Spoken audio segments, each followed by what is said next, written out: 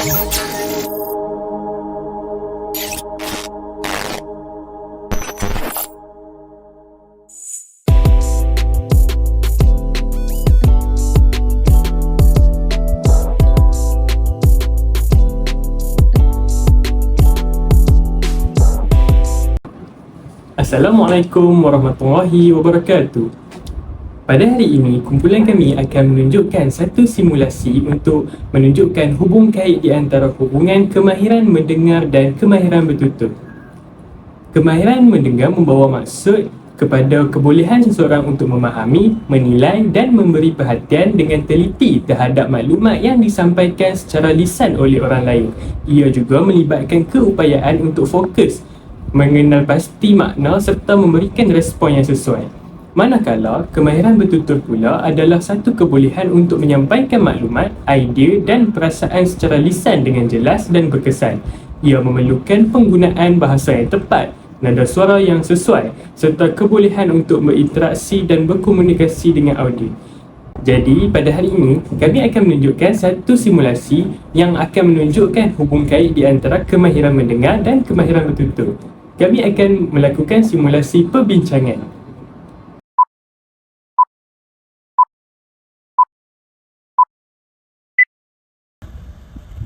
Assalamualaikum dan selamat datang lagi ke dalam segmen Sembang Santai. Jadi pada hari ini kita akan membincangkan satu topik yang bertajuk Alam Sekitar, Keindahan Kita. Jadi bersama saya, host anda hari ini, Muhammad Akil bin Safir Al-Qazah. Saya mesra disapa Akil. Jadi bersama saya juga dua orang tetamu istimewa untuk turut bersama-sama membincangkan tentang topik alam sekitar keindahan kita pada hari ini. Jadi bersama saya saudara Faiz. Saudara Faiz, boleh tak Faiz perkenalkan diri anda? Assalamualaikum warahmatullahi wabarakatuh. Nama saya Faiz.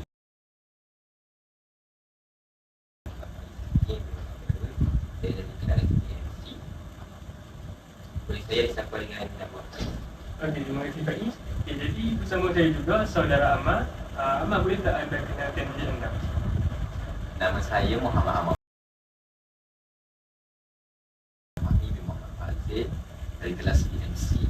Boleh panggil saya Ahmad. Okey, terima kasih Ahmad.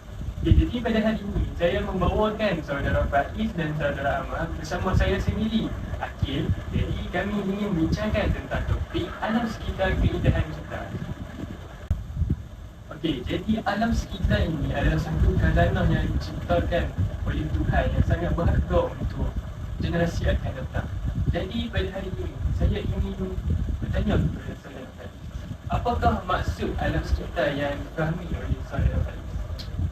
Terima kasih saudara Akil. Berdasarkan pemahaman saya, alam sekitar dapat dimaksudkan dengan alam yang diberikan oleh Tuhan kepada kita dan setiap manusia bertanggungjawabkan untuk menjaga serta melindungi alam sekitar ini.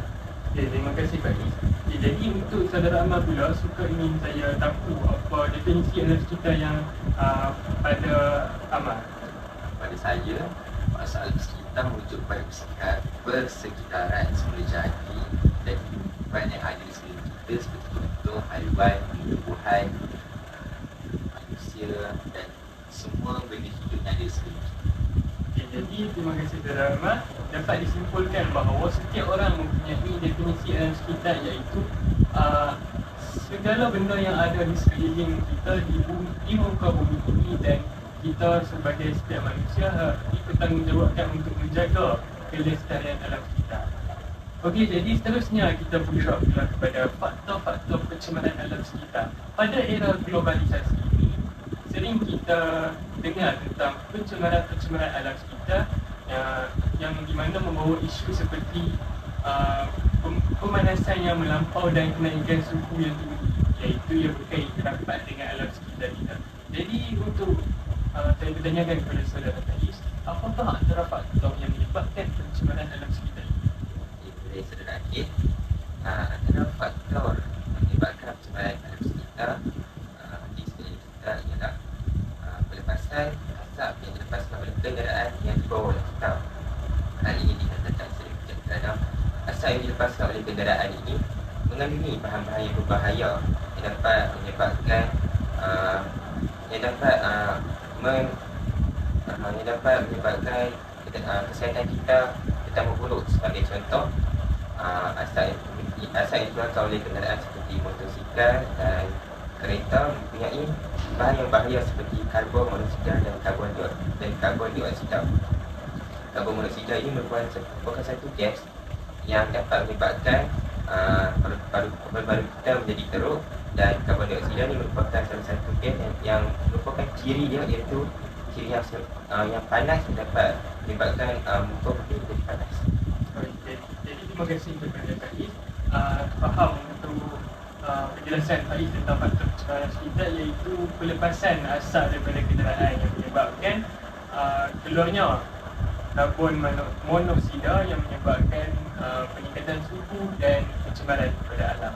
Jadi untuk saudara Amar, apakah antara faktor yang saudara Amar nampak tentang pencemaran alam sekitar yang menyebabkan pencemaran alam sekitar? Bagi saya, antara faktor yang menyumbang kepada pencemaran alam sekitar kita pada era ini adalah penggunaan bahan api fosil yang melampau. Antara contoh bahan api fosil adalah seperti arang batu, minyak dan gas. Ini menyebabkan gas rumah hijau kerana ianya melepaskan karbon dioksida yang banyak di udara, dan ia berbahaya untuk kesihatan manusia dan mampu mencemarkan alam sekitar. Terima kasih saudara Amar. Jadi saya memahami apa yang berkatakan oleh saudara Amar, iaitu pelepasan gas daripada bahan-bahan yang berbahaya seperti bahan api fosil yang menyebabkan alam sekitar kita tercemar. Okey, jadi apabila alam sekitar kita telah pun tercemar, ia menyebabkan kita terbaut ataupun terpali dengan kesan-kesan negatif yang membawa kepada kerosakan dan kemusnahan kepada alam sekitar dan kehidupan seharian kita. Jadi saya ingin menanyakan kepada saudara Faiz, apakah kesan daripada pencemaran alam sekitar yang saudara Faiz dapat lihat sebagai seorang manusia?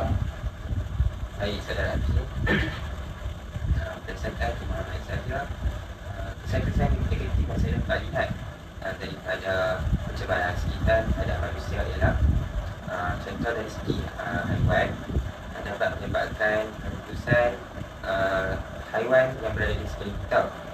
Hal ini dikatakan sedemikian kerana alam sekitar ini menjadi rumah kepada mereka, serta mereka haiwan-haiwan ini selalu mencari makanan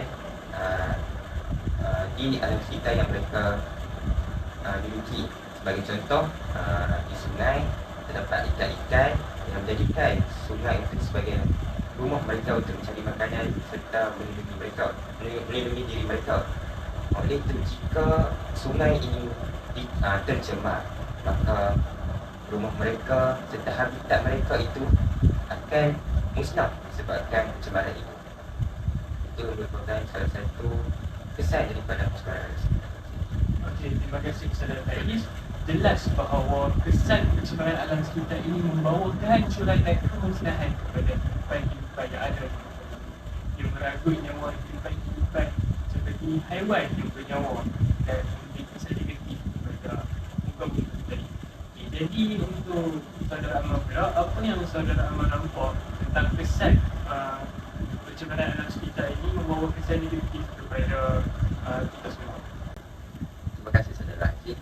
Bagi saya, antara kesan negatif yang saya lihat apabila pencemaran alam sekitar ini berlaku adalah pada diri manusia sendiri, pada kesihatan manusia sendiri. Hal ini dikatakan mungkin kerana dengan pencemaran air dan makanan dengan bahan kimia yang berbahaya, ianya mampu membahayakan kesihatan manusia, seperti ia akan menyebabkan manusia mendapat penyakit seperti kanser, penyakit saraf dan berbagai penyakit-penyakit yang tidak diinginkan. Terima kasih saudara Ahmad. Jadi jelaslah kesan pencemaran alam sekitar ini membawa kesan negatif kepada kita sendiri manusia, kerana ia mencemarkan sumber-sumber asas untuk kita seperti air dan makanan itu sendiri. Okey, jadi betul saya katakan bahawa pencemaran alam sekitar ini secara tidak langsung sebenarnya ia datang dari penggunaan sehari kita sendiri. Okey, contoh seperti apabila kita menggunakan kenderaan yang akan melepaskan asap-asap berbahaya, tetapi kita perlu menggunakan kenderaan untuk meneruskan kehidupan seharian kita. Jadi secara tidak langsung kita sebagai seorang manusia haruslah memikirkan satu alternatif yang dapat kita gunakan untuk mengurangkan pencemaran alam sekitar ini, kerana kita tidak boleh terus menghilangkan pencemaran alam sekitar. Kita hanya boleh mengurangkan hingga ia berada di tahap yang stabil untuk kita katakan. Okey, jadi sebagai seorang manusia dan sebagai seorang yang menggunakan keperluan asas seperti kenderaan dan sebagainya yang turut menyumbang kepada alam sekitar, saya ingin bertanyakan apakah cadangan ataupun inisiatif daripada saudara Faiz tentang langkah-langkah untuk kita mengurangkan pencemaran alam sekitar ini. Terima kasih Saudara Akhi. Saya setuju dengan pernyataan Saudara Akhi iaitu kita tidak boleh menghilangkan pencemaran alam sekitar, tetapi kita hanya boleh mengurangkan pencemaran alam sekitar. Jadi terdapat langkah-langkah yang dapat dilakukan oleh pihak kerajaan untuk mengurangkan pencemaran alam sekitar. Sebagai contoh, pihak kerajaan guna melaksanakan kempen yang dapat mengurangkan pencemaran alam sekitar yang berada di sekitar kita. Sebagai contoh, pihak kerajaan boleh melakukan kempen seperti sayangi alam sekitar kita ataupun alam sekitar kehidupan kita. Hal ini kita tekan sedemikian kerana kita ditanggungjawabkan untuk menjaga alam sekitar ini, serta alam sekitar ini merupakan salah satu sebahagian daripada bumi yang perlu kita jaga. Oleh itu, ini merupakan salah satu langkah yang dapat dilakukan oleh pihak kerajaan serta kita sendiri untuk menangani pencemaran alam sekitar yang berada di bumi kita sekarang. Okey, terima kasih Saudara Faiz. Jelas dan benar tentang pernyataan dari Saudara Faiz, iaitu pihak kerajaan perlulah memainkan peranan penting untuk kita mencegah ataupun mengurangkan pencemaran alam sekitar ini. Sebagai contoh, pihak kerajaan boleh memainkan peranan untuk mengurangkan pencemaran alam sekitar ini dengan dasar yang telah dilaksanakan oleh pihak kerajaan, iaitu penarikan subsidi ataupun pemberian subsidi secara bersasar, subsidi petrol.